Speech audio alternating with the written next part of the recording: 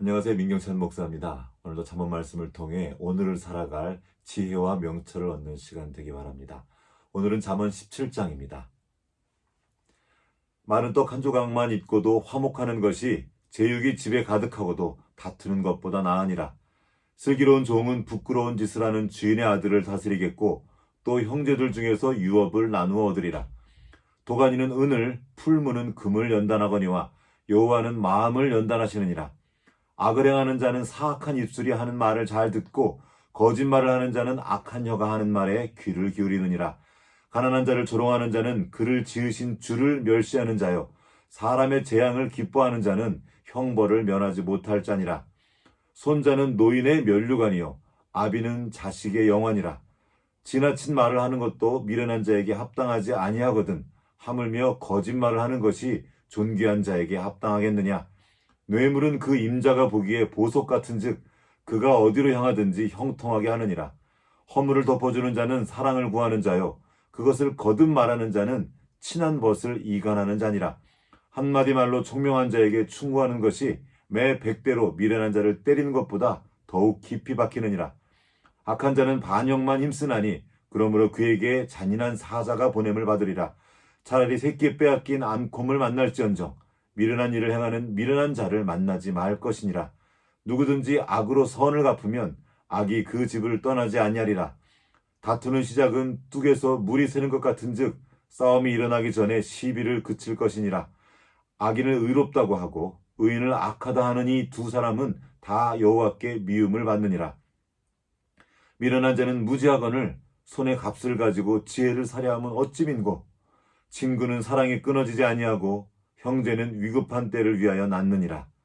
지혜 없는 자는 남의 손을 잡고 그의 이웃 앞에서 보증이 되느니라. 다툼을 좋아하는 자는 죄가를 좋아하는 자요 자기 문을 높이는 자는 파괴를 구하는 자니라. 마음이 굽은 자는 복을 얻지 못하고 혀가 패역한 자는 재앙에 빠지느니라. 미련한 자를 낳는 자는 근심을 당하나니 미련한 자의 아비는 낙이 없느니라. 마음의 즐거움은 양약이라도 심령의 근심은 뼈를 마르게 하느니라. 악인은 사람의 품에서 뇌물을 받고 재판을 굽게 하느니라. 지혜는 명철한 자 앞에 있거늘 미련한 자는 눈을 땅 끝에 두느니라. 미련한 아들은 그 아비의 근심이 되고 그 어미의 고통이 되느니라. 의인을 벌하는 것과 귀인을 정직하다고 때리는 것은 선하지 못하니라. 말을 아끼는 자는 지식이 있고 성품이 냉철한 자는 명철하니라. 미련한 자라도 잠잠하면 지혜로운 자로 여겨지고 그의 입술을 닫으면 슬기로운 자로 여겨지느니라. 아멘. 오늘은 친구는 사랑이 끊어지지 아니하고 라는 제목으로 말씀을 나누겠습니다. 오늘의 말씀은 잠언 17장 17절입니다. 친구는 사랑이 끊어지지 아니하고 형제는 위급한 때를 위하여 낳느니라. 오늘 잠언 말씀은 친구가 어떤 존재인지 형제는 어떠해야 하는지 알려주고 있습니다.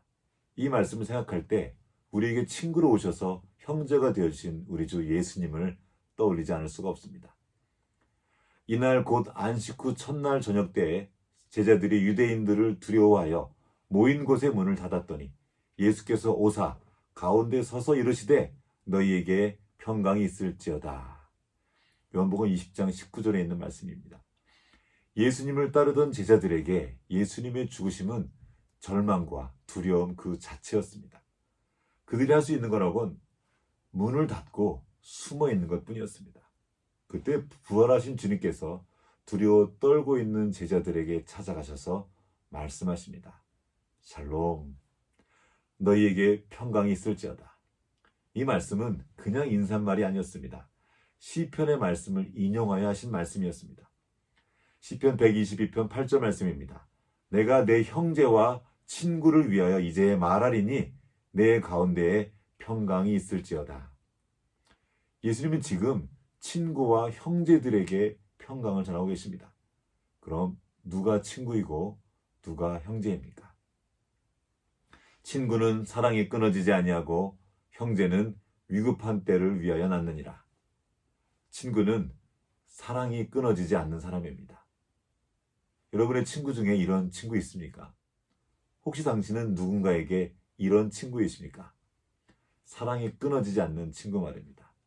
우리에겐 그런 친구가 한 분 계시죠. 누가복음 12장에는 주님께서 당신의 제자들에게 이런 말씀을 하십니다. 내가 내 친구 너희에게 말하노니, 이렇게 말씀하시면서 제자들을 친구라고 불러주고 계십니다. 이것은 결코 간단한 말이 아닙니다. 예수님은 사람이 되신 하나님이시기 때문입니다.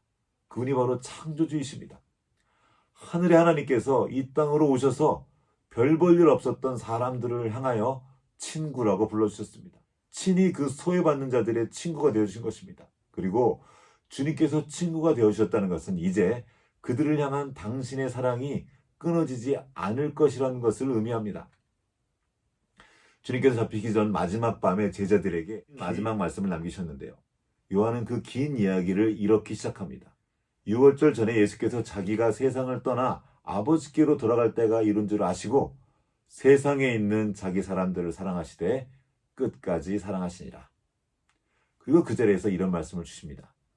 사람이 친구를 위하여 자기 목숨을 버리면 이보다 더 큰 사랑이 없나니. 예수님이 이 말씀을 하시고 실제로 친구인 그들을 위해 목숨을 버리셨습니다. 그렇게 끝까지 사랑하는 친구의 진실을 친히 보여주셨습니다. 그리고 그 죽음을 통해서 당신을 믿는 사람들에게 하나님 아버지의 자녀가 되는 권세를 주셨습니다. 다시 말하면 그들의 형제가 되어주신 것입니다. 주님께서 우리의 형제요 친구가 되어주셨습니다. 그 의미에 대해서 사도 바울은 이렇게 기록했습니다. 우리가 아직 죄인 되었을 때 그리스도께서 우리를 위하여 죽으심으로 하나님께서 우리에 대한 자기의 사랑을 확증하셨느니라. 예수님은 자신을 배신하고 저주하고 도망갈 제자들을 향해서 친구라 불러주셨습니다. 그리고 그 배신자들을 위해 죽으심으로 당신의 사랑을 확증해 주시고 가장 큰 사랑, 즉 친구의 사랑을 친히 보여주셨습니다. 이런 친구가 또 어디 있을까요? 저도 좋은 친구가 되려고 애를 쓰는 사람 중에 한 명입니다. 하지만 저를 싫어하고 배신하는 사람을 끝까지 사랑하는 것은 정말 쉬운 일이 아닌 것 같습니다. 최근에 제가 친구라고 여겼던 한 사람이 저를 등지고 제 후욕을 하고 다니는 것을 경험한 일이 있습니다. 정말 힘들더라고요. 그리고 그때 확실하게 알았습니다. 저에게 친구가 되어주는 사람에겐 저도 친구가 되어지지만 저를 공격하고 배신하는 사람들을 끝까지 사랑하는 것은 제 힘으로는 할 수 없다는 사실을요.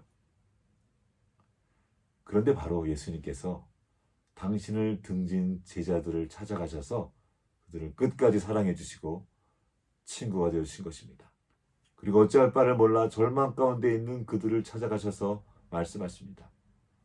너희에게 평강이 있을지어다. 아버지께서 나를 보내신 것 같이 나도 너희를 보내노라. 우리의 평강의 근거는 우리의 어떠함이나 주변 환경이 있지 않습니다.